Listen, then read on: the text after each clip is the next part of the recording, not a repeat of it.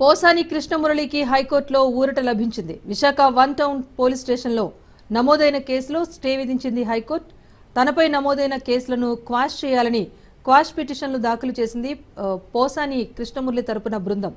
పోసానిపై ఇప్పటివరకు రాష్ట్ర వ్యాప్తంగా 16 కేసులు నమోదైనట్టుగా పోలీసులు వెల్లడించారు.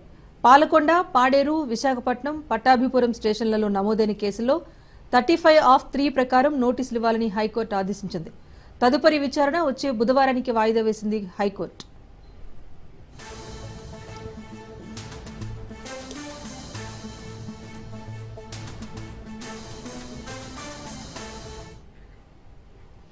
సినీ నటుడు పోసాని కృష్ణమురళికి హైకోర్టులో ఊరట లభించింది.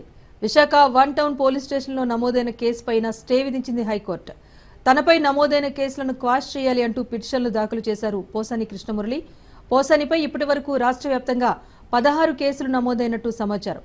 పాలకొండ, పాడేరు, విశాఖపట్నం, పట్టాభిపురం స్టేషన్లలో నమోదైన కేసుల్లో 35(3) ప్రకారం నోటీసులు ఇవ్వాలని హైకోర్టు ఆదేశించింది.